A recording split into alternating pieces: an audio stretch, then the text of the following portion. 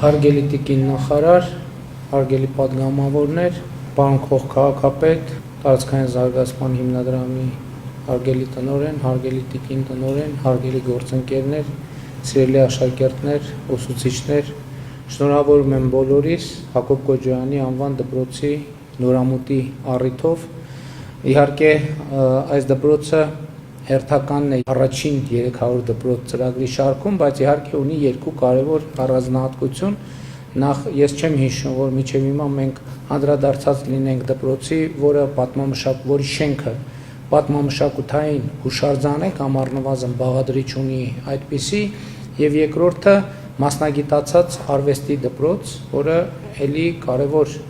նորամուծություն է, եւ այսօր մենք տեսանք բոլորովին ուրիշ տրամաբանությամբ կառուցված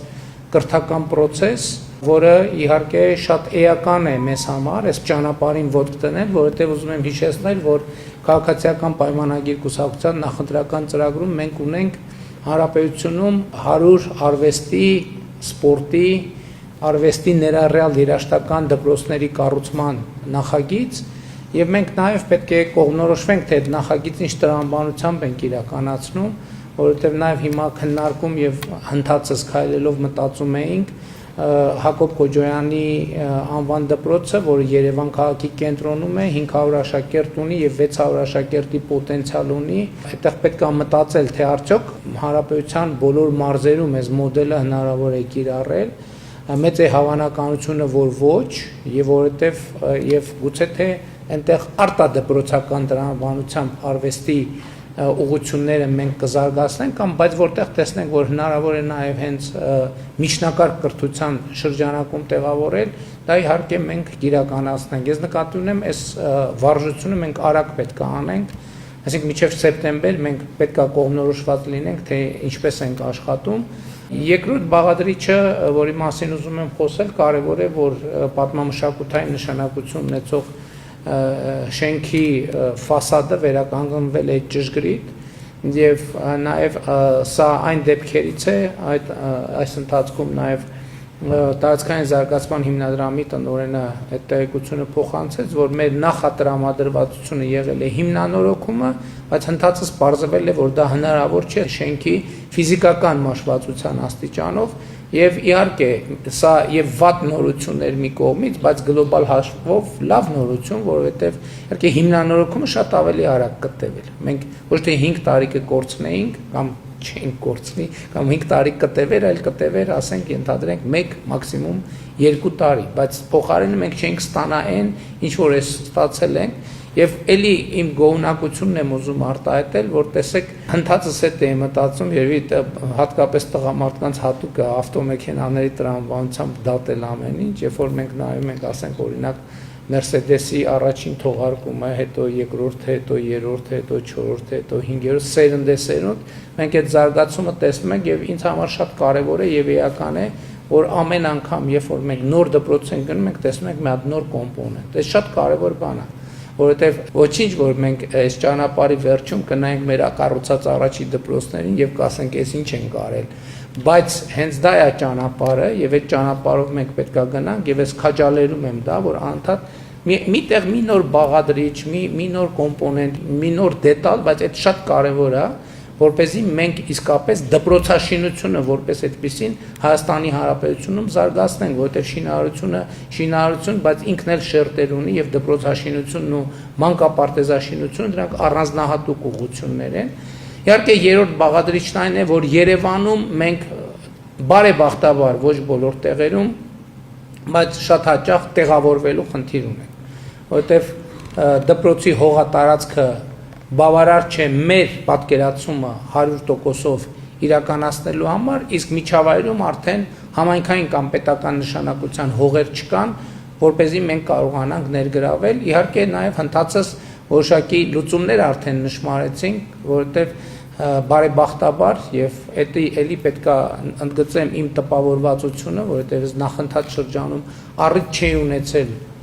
ճամփորդել Երևանի բակերով եւ տեսնում եմ, թե Երևանի քաղաքապետարանը ինչ ահռելի աշխատանք է իրականացնում բացօթյա խաղահրապարակներ ունենալու եւ ընդհանրապես բակային հարմարավետություն ստեղծելու առումով եւ մենք հնդածած մտածեցինք, որ այնտեղ որտեղ ունենք նման խնդիր եւ որտեղ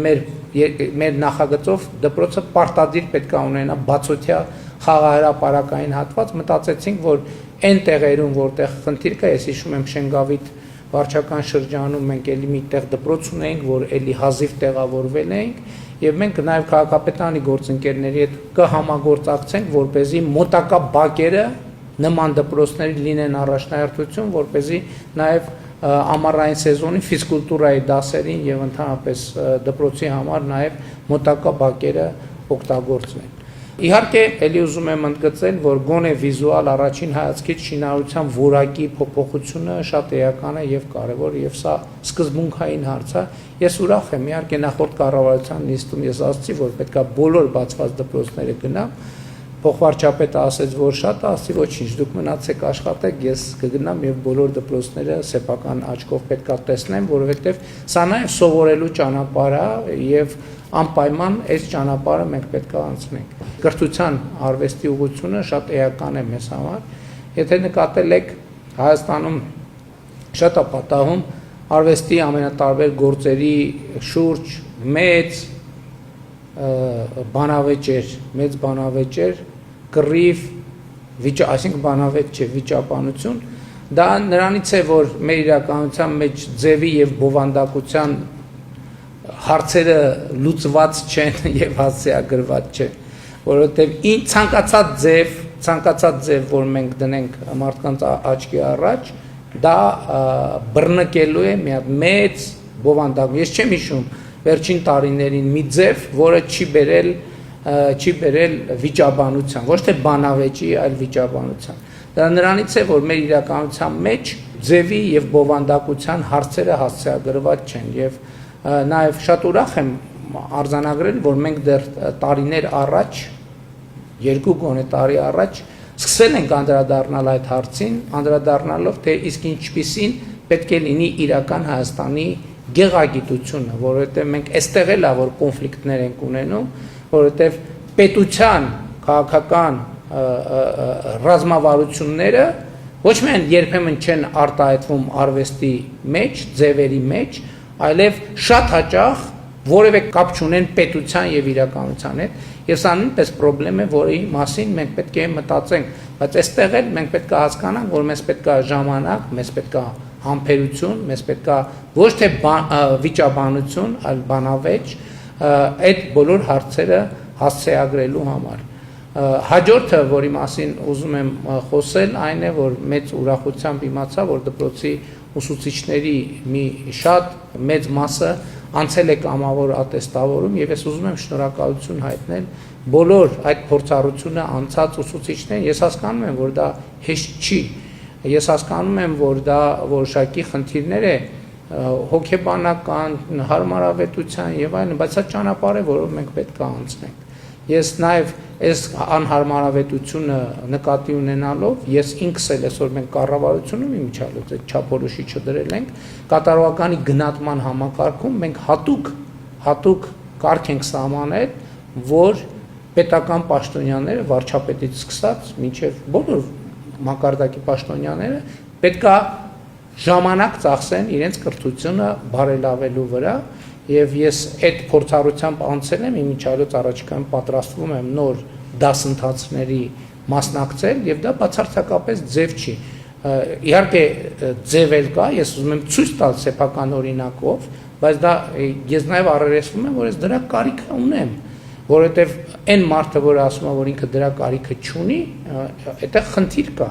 որովհետեւ առիթ ունեցել եմ ասելու չկա որևէ մեկը որ գիտի ամեն ինչ հետեւաբար եթե չկա որևէ մեկը որ գիտի ամեն ինչ եթե ոչ մեկ չգիտի ամեն ինչ նշանակում է յուրաքանչյուր ոք ինչ որ նոր բան իմանալու անհրաժեշտություն ունի եւ մենք պետքա սա դարձնենք կենսակերպ ապրելակերպ Հայաստանի Հանրապետության բոլոր քաղաքացիների համար որովհետեւ դա է պետության զարգացման գրավականը եւ իմիջիալոց այս միջավայրը մենք այսպեսին պատկերացնում ենք հենց դրա համար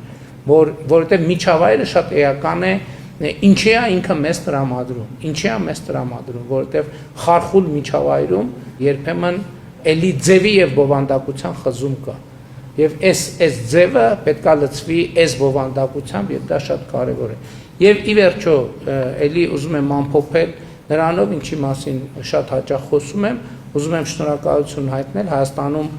աշխատող, արդյունք ստեղծող, օրենքով սահմանված հարկերը վճարող, հսկիչ դրամարկային կտրոն թողարկող եւ հսկիչ դրամարկային կտրոն պահանջող բոլոր մարդկանցից, որովհետեւ մենք պետք է հասկանանք ինչպես է այս ամեն ինչը ստեղծվում։ Այս ամեն ինչը ստեղծվում է աշխատանքի, ձևավորված հարկերի, պետական եկամուտների հավաքագրման եւ պետական եկամուտների հասցեագրման միջոցով եւ ճանապարհով եւ իհարկե նաեւ ուզում եմ ասել, որ շատ տպավորված եմ, նախ տպավորված եմ արվեստի գործերով, որոնք արդեն ստեղծում են մեր դպրոցի շրջանավարտները, որովհետեւ այնտեղ գործեր կան, առնվազն իմ սուբյեկտիվ ոչ մասնագիտական կարծիքով, որ եթե ցուցադրվի եւ չասվի, որ դա աշակերտի կողմից է արվել, գուցե թե շատերը գլխի չընկնեն, որ աշակերտի աշխատանք չէ, տեղից է ծագում, որ այս տարածքները պետք է օգտագործվեն, բայց իմ կարծիքով գործերից ոչ միայն նկարներից, այդ հետևությունը արեցի, որ մեր մտածողության բանաձևերը փոխվում են եւ դա շատ կարեւոր է։ Եվ մեր մտածողության բանաձևը փոփոխության առաջին արտահայտողները հենց նաեւ Հակոբ Կոջոյանի անվան դպրոցի այն շրջանավարտներն են լինելու, ովքեր դժբախտաբար կարողացան փաստորեն միայն հրաժեշտ տալ իրենց նորակառույց դպրոցին, բայց դա շատ սիմվոլիկ է, բայց իրենց հետևից թողնում են աշխատանքներ, գործեր, որոնք արտահայտում են այն, ինչ Հայաստանի Հանրապետությունը փորձել է պատկերել այս ֆիզիկական ենթակառուցվածքի միջոցով, այս դպրոցի միջոցով, այս գույների միջոցով եւ այս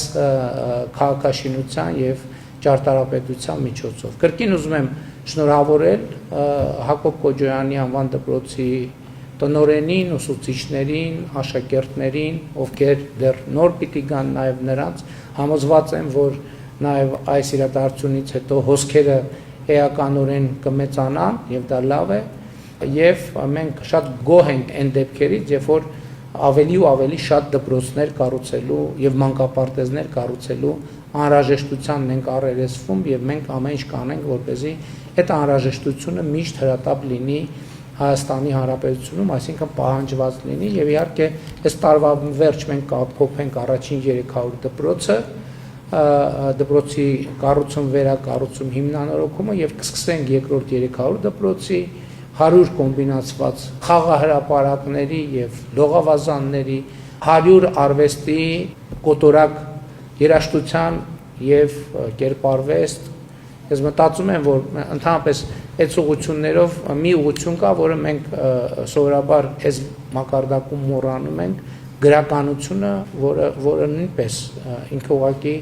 այսինքն գրականությունը որպես արվեստի ուղղություն, որպես ստեղծագործական հարթակ, դրա մասին նախկինում էլ խոսել ենք, հիմա մենք պետք է մտածենք նաև դրա մասին, որպեսզի արվեստի բոլոր ուղղությունները մեր կրթության համակարգում ներգրավված լինեն։ Եվ իհարկե սպորտ դպրոցների շատ կարևոր նախագիծ ենք մենք իրականացնելու,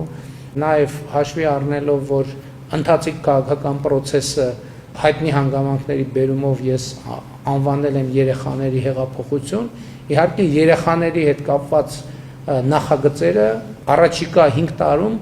ունենալու են էականորեն ավելի մեծ տեսակարար կշիռ մեր ծրագրերում, չնայած նախորդող շրջանում չեմ կարող ասել, թե դրանք որևէ կերպ ուշադրությունից դուրս են եղել։ Կրկին շնորհակալություն եմ հայտնում բոլոր այն մարդկանց, ովքեր մասնակցություն են ունեցել եւ մասնակցություն են ունենալու այս կարևոր նախագծի իրականացմանը։ Շնորհակալ եմ։